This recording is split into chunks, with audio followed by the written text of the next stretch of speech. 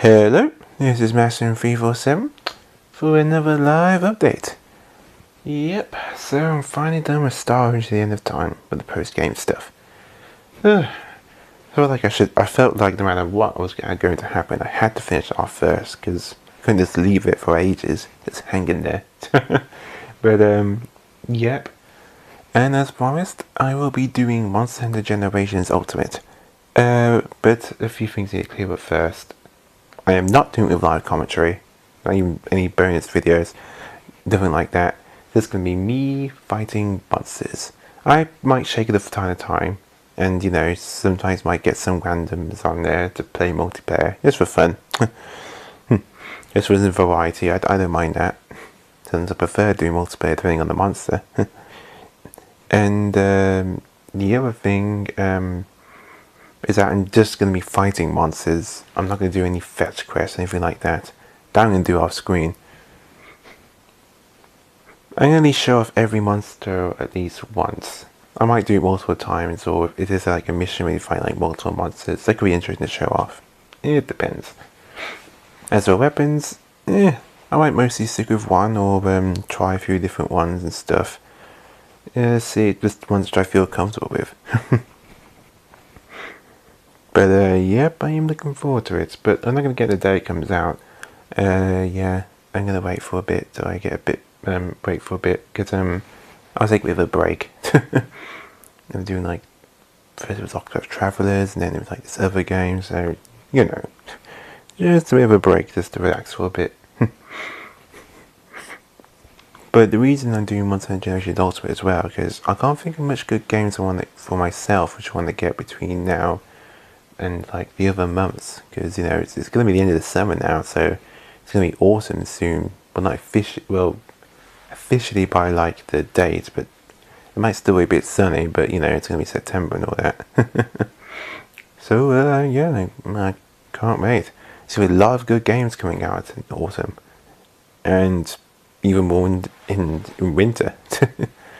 So yeah, but also if by chance you were to want to play with me, like some online multiplayer thing, like or whatever, I guess maybe that may be possible. What I'm going to do is basically in the description below, I'm going to leave my friend. I'm going to leave my I forgot what it's called, but I think it's like code you can leave, so that way they can add you in Nintendo Switch. But even if you don't want to play Monster Ultimate Generations also with me, if you just want to add me as a friend anyway to Nintendo Switch, then that's all cool. I don't have any friends that anyway. So it would be cool to add some of my subscribers on there. So yeah, it's not big of an update, just mostly me just talk about Monster Hunter Generations Ultimate.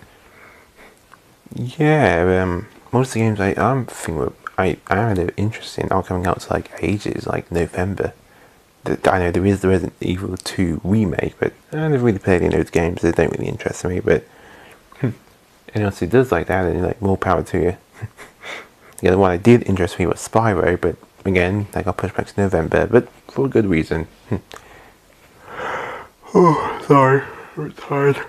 I recorded this pretty late. Yeah, it's the only time I can get some peace and quiet so I can talk. For interruptions.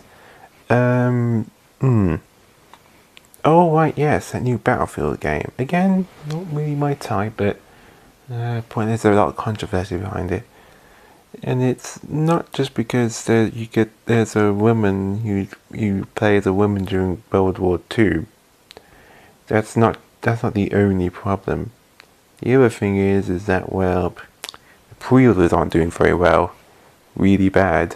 And also the day it comes out, it's not a very good date, because between those, like before Battlefield and after it, are two really look forward to games, so it might not do well on sales. They did this before with Titanfall 2 and that didn't go very well. So yeah, not very good. Hopefully maybe that they could get the most out of it. Maybe we should do like a story trailer or something, because I think most people are just confused as to why we had a woman as a player character during World War II. It was like a fictional or anything. then it wouldn't really matter. But it's World War II, so I don't know, maybe a bit sensitive about it. If they wanted to do a game where based on real events, they play as female warriors, I don't know, you could have done like the Amazons or ancient Greece. That's just one. There's probably tons of others. I mean, that would have been one, but you know, this is me. But yeah, I'll see you guys next time when I start my 100 Generations Ultimate. Well, not really playthrough, more like as a boss one. Would I call it a boss one? I guess technically, because all the big monsters that count as bosses. It's not really a playthrough, because if it was a playthrough, I'd be doing like all of the side quests and stuff, like I did with Octopath Travelers. I guess maybe it would technically be a boss one. Yeah, it's best to describe it. So yeah, Monsters and Generations is also a boss one. Sometimes I can't really come along, but yeah, the thing you gotta know when I do things like commentary, there's no script or anything. I'm just making up to go along with and talking and all that. So I don't stutter and stuff. But you know, trying to like talk confidently while playing it takes a long time to do. But I need a break for the moment with that. But with that is Mastering 347, and see you guys when I start my boss run of Monster Hunter Generations Ultimate. I probably might play the game sometime this week or next week, but either way, I'm getting a bit of a break first. But see you guys then.